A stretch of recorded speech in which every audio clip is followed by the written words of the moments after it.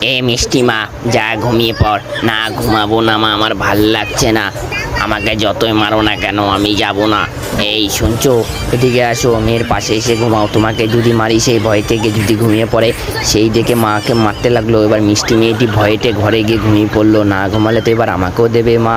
আর তোকে আমি আর দাদা বলে ডাকবো না, তুই ভালো না, তুই আমাকে মারছিস। এই বোনকে মারছিস কেন? না বাবা, আমি মারিনি। না না বাবা, আমাকে খুব মেরেছে। এ মিষ্টি মা, ওর তোর কি হয়েছে? না, আমাকে দাদা খুব মেরেছে। এনে কটা পয়সা নে, গিফট আর টপি কিনে খাবি, যা। চ। সেই বলে দাদা বলে, চ দাদা, আজকের বুদ্ধিটা বেশ ভালোই কাজে লাগলো। সেই বলে মেয়েটি চলে গেল, আর বাবাটা বসে বসে ভাবতে